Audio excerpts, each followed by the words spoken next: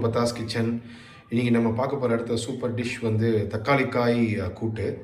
இது வந்து ஒரு யூனிக் டிஷ். ஏன்னா தக்காளி காய் நார்மலாக எப்போவுமே கிடைக்காது, ஒன்லி சில சீசனில் தான் கிடைக்கும். நார்மல் ஷாப்ஸ்லாம் அவ்வளோ அவைலபிளாக இருக்காது.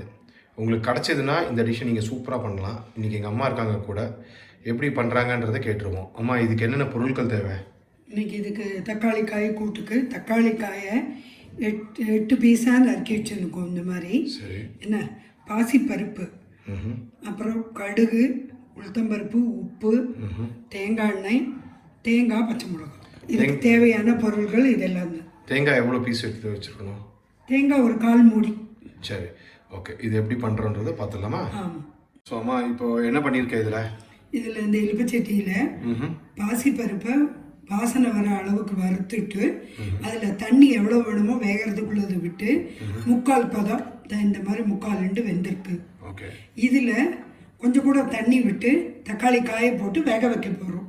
சரி, அப்போது அதுக்கு முன்னாடி அது வாசனை வர வரைக்கும் நம்ம வறுக்கணுமா அந்த பாசிப்பருப்பை? மீடியம் வாசனை, அது பச்சை வாசனை போகிற அளவுக்கு. இப்போ இந்த தக்காளி பாசிப்பருப்பில் தக்காளி காயை போட போகிறோம்.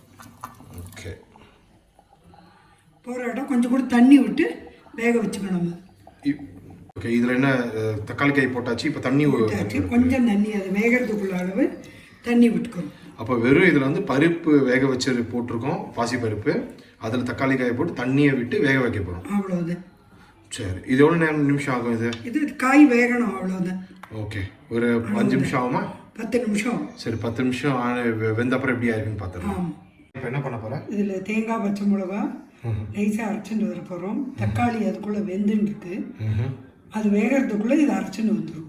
ஓகே, வெறும் 2 பச்சை மிளகா, தேங்காய். காரமாக வேண்டுறவங்க இன்னொரு பச்சை மிளகா போட்டுக்கலாம், வச்சுக்கலாம். ஓகே ஆமாம், இப்போ என்ன பண்ணியாச்சு? இது நல்லா வெந்துருச்சா தக்காளி? பருப்பில் இந்த தக்காளி காய் போட்டு இப்படி 3/4 வேக்காடு வெந்துனா போகும். ரொம்ப வெந்தா இந்த தோல் தனியாக வந்துவிடும், இத்தனை தான் வேகப்படும். இதில் உப்பு போட்டுக்கல, இதை உப்பு போட போகிறோம். இப்போ இதில் என்ன பண்ண போகிறேன்? அடுத்தது இதில் உப்பு போட போகிறேன். இன்னொட்டு தேங்காய் அரைச்சின்னு வந்திருக்கேன். ஆமாம், இது வேகிற நேரத்தில் நம்ம தேங்காயும் பச்சை மிளகாவும் அரைச்சாச்சு. தேங்காய், பச்சை மிளகா அரைச்சாச்சு. இதை இதில் விட்டு கொதிக்க விடும். ஓகே, தேங்காய் இதில் போட்டு கொதிக்க விட போகிறோம். ஓகே, விட்டுடலாமா? அவ்வளோதான். ஸோ அந்த தேங்காய் அரைச்சதை, தேங்காய் பச்சை மிளகா அரைச்சது இல்லை விட்டுற போகிறோம். ஓகே, விட்டுட்டு என்ன பண்ணணும்? அடுத்தது விட்டு இது நல்லா கொதிச்சாச்சுன்னா தாளிச்சு கொட்ட வேண்டியது, முடிஞ்சது. ஓகே, எவ்வளோ நேரம்? ஒரு 5 நிமிஷம் கொதிக்கணுமா? ஒரு 2-3 நிமிஷம் தேங்காய் கொதிக்கணும், அவ்வளோதான். ஓகே சார், அப்போ எவ்வளோ கொதிக்கிறதுன்றதை காமிச்சிருவோம். ஒரு 5 நிமிஷம் கொதிச்சப்ப காட்டுவோமா? ஆமாம் ஆமாம், இது கொதிச்சாச்சா? இப்போ இது ஒரு 5 நிமிஷம் கொதிச்சாச்சு. தேங்காய் தக்காளி காயில் இப்படி இருக்கணும், இருந்தால் தான் நல்லா இருக்கும். அதாவது தக்காளி உடையும் கூடாது, நல்லாவும் இருக்கணும். தக்காளி நீ சொன்ன மாதிரி தோலும் பிரிஞ்சு ரொம்ப பிரிஞ்சு வரக்கூடாது, வந்தால் நல்லா இருக்காது. அதனால 3/4 வேக்காடு தான் வகைப்படும். இப்போ என்ன தாளிக்க போறியா? இப்போ அந்த தக்காளி கூட்டு வெந்து எல்லா கீழே இருக்கு. அதுக்கு தேங்காய் எண்ணெய் ஒரு 2-3 ஸ்பூன் வேணும் தாளிக்கிறதுக்கு. எண்ணெய் காஞ்சதும் எண்ணெய் காயிட்டும் கடுகு, உளுத்தம்பருப்பு, ஒரு மிளகா வத்தல், கருவேப்பிலை தாளித்து அதில் போடணும், அவ்வளோது. வெடிச்சாச்சு. அதில் உளுத்தம்பருப்பும் மிளகா வத்தலும் போட்டுக்கீங்க. ஓகே, அவ்வளோதானா? கருவேப்பிலை போடணுமா? ஆமாம்,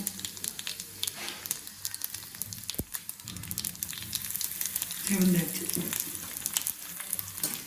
கேஸ் அணைச்சாச்சு. இதை தூக்கி இந்த தக்காளி காய் கூட்டில் கொட்டணும். கொட்டுமா?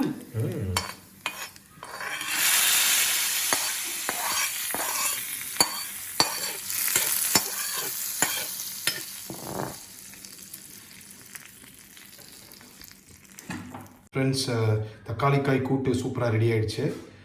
இந்த வீடியோ பிடிச்சிருந்ததுன்னா லைக் பண்ணுங்கள், உங்கள் ஃப்ரெண்ட்ஸுக்கும் ஷேர் பண்ணுங்கள்.